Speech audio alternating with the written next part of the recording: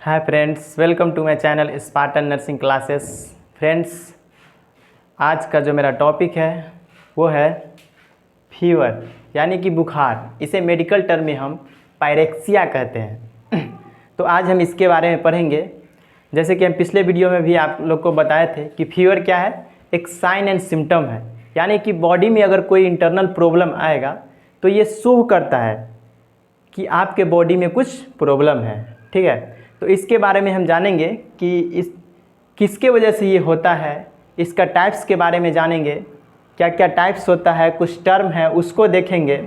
ठीक है, तो अब हम स्टार्ट करते हैं। फीवर यानी कि पायरेक्सिया। ठीक है, तो फीवर कहते किसको हैं? What is fever? यानी increasement in the temperature of body above 98.6 degree Fahrenheit. यानी कि बॉडी का जो टेम्परेचर है वो 98.6 डिग्री फ़ारेनहाइट से या 99 डिग्री फ़ारेनहाइट से अगर इंक्रीज कर जाएगा तो उसे हम फीवर कहेंगे। फीवर किसको कहेंगे पता हो गया कि जब 98.6 या 99 डिग्री फ़ारेनहाइट से बॉडी का टेम्परेचर ज़्यादा हो जाएगा तो उसको हम फीवर कहेंगे। ठीक है, तो ये होता क्यों है, इसका क्या कारण होता है? तो बहुत सारे कारण हो सकता है, जैसे कि हम दिए हैं कि इन्फेक्शन के कारण हो सकता है, इंजरी के कारण हो सकता है, एलर्जी के कारण हो सकता है, डिहाइड्रेशन के कारण होता है, डायरिया में होता है, कोलेरा। मतलब अंदर इंटरनल बॉडी का जो इंटरनल इन्वायरमेंट है उसमें कोई भी चीज़, मतलब कोई भी प्रॉब्लम आएगा तो हमें फीवर देखने को मिलेगा।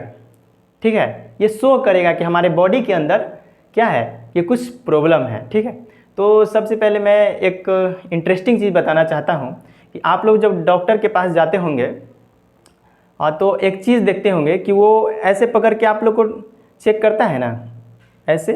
तो एक तो आपका बॉडी का टेम्परेचर चेक करता है, दूसरा कि पल्स चेक करता है कि पल्स फास्ट है कि स्लो। अगर पल्स फास्ट हुआ तो इसका कंडीशन और ख़राब होने वाला है, यानी फीवर और आने वाला है, बुखार और तेज़ आने वाला है।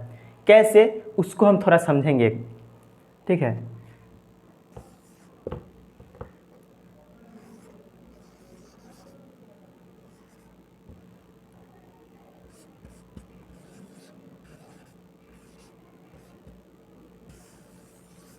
ये हार्ट है मेरा। ठीक है, और ये सेल है। हार्ट का काम क्या होता है? पूरा बॉडी में ब्लड पहुंचाने का काम करता है, पंपिंग करके पहुंचाने का काम करता है। कौन? हार्ट, पंप करके। तो ये सेल है। ठीक है, अब क्या हुआ कि इसके वजह से, यानी कि चाहे वो इन्फेक्शन हो, इंजरी हो, एलर्जी हो, चाहे डिहाइड्रेशन हो, किसी के वजह से सेल का डिस्ट्रक्शन होने लगा। अब डिस्ट्रक्शन होगा तो माहौल बिगड़ेगा। ठीक है, अंदर में अब सेल को मारेगा कोई तो माहौल तो बिगड़ेगा। अब माहौल बिगड़ेगा, सेल का डिस्ट्रक्शन होगा तो हार्ट क्या चाहेगा? हम लोग क्या है, होम्योथर्मस। होम्योथर्मस क्या कि हमारे बॉडी में हर एक ऐसा चीज़ मौजूद है तो चाहता है कि हमारे बॉडी को मेंटेन करके रखे। ठीक है, तो हम लोग क्या है, होम्योथर्मस। तो हार्ट क्या चाहेगा कि हम सेल डिस्ट्रक्ट हो रहा है फिर भी उस जगह पे सेल का कमी ना होने दे, यानी ब्लड का, ऑक्सीजन का, न्यूट्रिशन का कमी ना होने दे। तो कमी कैसे नहीं होने देगा? ब्लड के थ्रू न्यूट्रिशन ऑक्सीजन पहुंचता है तो कैसे कमी नहीं होने दे? जब जल्दी जल्दी पंप करेगा ब्लड, जल्दी जल्दी फास्ट पंप करेगा ब्लड तो यहाँ पे अच्छे से पहुँचा पाएगा। डिस्ट्रक्शन हो रहा है फिर भी जल्दी जल्दी पंप करेगा तो जल्दी पहुँचा पाएगा वहाँ पे। ठीक है, तो मेंटेन कब कर पाएगा? जब जल्दी फास्ट पंप करेगा।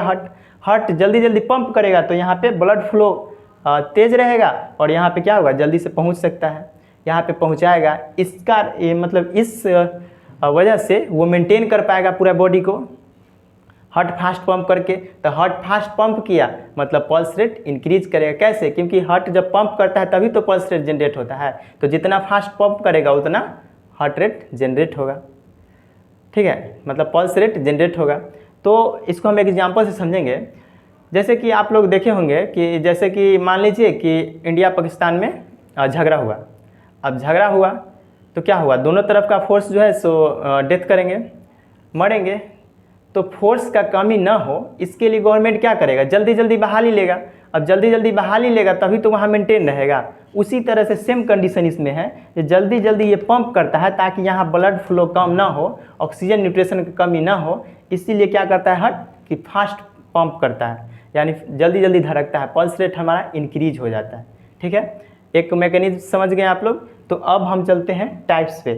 एक टाइप्स क्या होता है, एक कॉन्टिन्यूअस फीवर होता है। ठीक है, कॉन्टिन्यूअस फीवर में हम लोग क्या देखते हैं, लगातार फीवर। कॉन्टिन्यूअस का मतलब क्या, लगातार, लगातार फीवर रहेगा इसमें। ठीक है, जो 100 डिग्री से नीचे और 98.6 डिग्री से ऊपर, ठीक है, इतना रहेगा। 98.6 डिग्री से ऊपर और 100 डिग्री से नीचे जो फीवर रहेगा, जो कि कुछ दिन के लिए या कुछ वीक के लिए रहेगा, तो उसको हम कहेंगे कॉन्टिन्यूअस फीवर। फिर दूसरा आता है हमारा इंटरमिटेंट फीवर। दूसरा क्या आता है, इंटरमिटेंट फीवर। इसमें क्या होता है कि मान लीजिए कि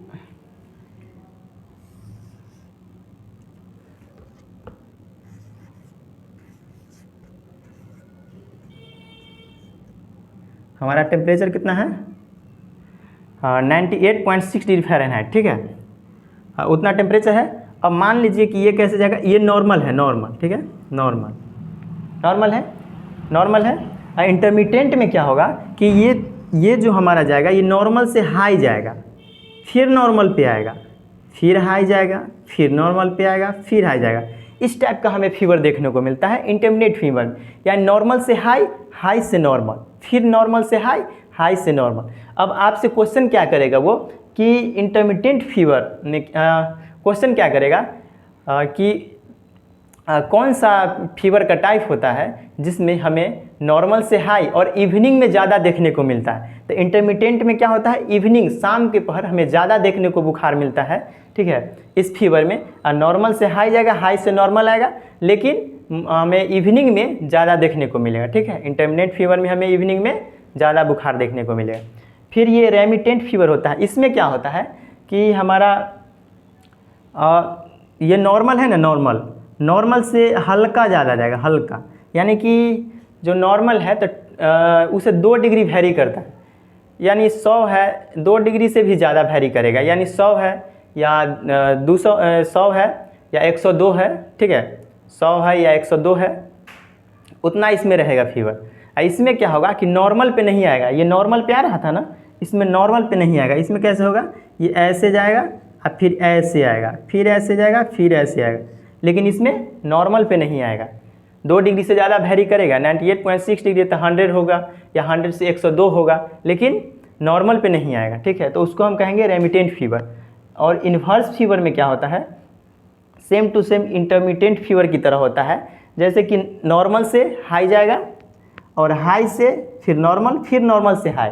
इसमें भी वैसे ही होता है इन्वर्स में, लेकिन क्या देखने को मिलता है कि उसमें इवनिंग में हमें ज़्यादा देखने को मिलता था, लेकिन जो ये है इन्वर्स फीवर, उसमें हमें मॉर्निंग में ज़्यादा देखने को मिलता है। इन्वर्स फीवर में उसको हम कहेंगे इन्वर्स फीवर। ठीक है, अब हम बात करेंगे रिलैप्सिंग फीवर। नाम से ही पता चलता है, यानी कि एक दिन रहेगा, फिर 2 दिन नहीं रहा, फिर 2 दिन रहा, फिर 1 दिन नहीं रहा। तो इस टाइप का जो फीवर होगा उसको हम कहेंगे रिलैप्सिंग फीवर। फिर आएगा इरेगुलर फीवर। मान लीजिए 1 वीक हुआ, फिर 2-3 दिन के लिए गायब हो गया, फिर कभी हो गया, तो उसको हम कहेंगे, उस टाइप का जो फीवर होता है उसको हम कहते हैं इरेगुलर फीवर। ठीक है, अब हम कुछ बात करेंगे, कुछ टर्म के मतलब टर्म के बारे में बात करेंगे, जैसे कि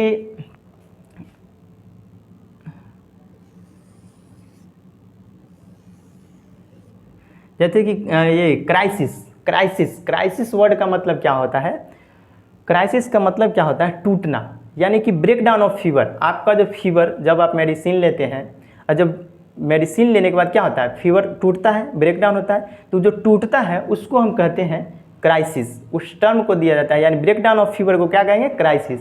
ये फॉल्स भी होता है और ट्रू भी होता है। ट्रू कब होगा, जब मेडिसिन लिए और आपका फीवर क्या हुआ, ब्रेक डाउन हुआ, और आप ठीक हो रहे हैं, अच्छा हो रहे हैं, बेटर फील कर रहे हैं, तो वो आ जाएगा ट्रू क्राइसिस।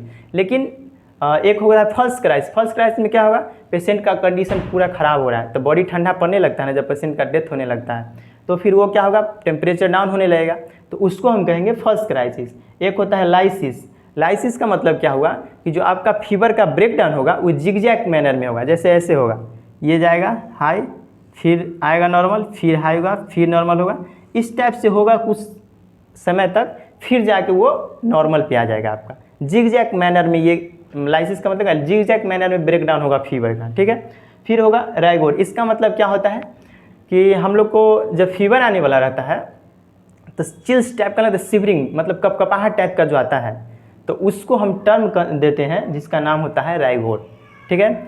और फीवर कैसे आता है, कैसे उसका अंदर में क्या प्रॉब्लम होता है जिसकी वजह से फीवर देखने को मिलता है, तो उसके लिए आप मेरे पिछला वीडियो जो मेरा है डिजीज साइकिल का, उसको आप जाके देखिए, उसमें पूरा अच्छे से दिया हुआ है, आप जाके अच्छे से समझ सकते हैं वहाँ। और हमें उम्मीद है कि आप लोग को ये जो पूरा टॉपिक है अच्छे से समझ में आया होगा। Thank you.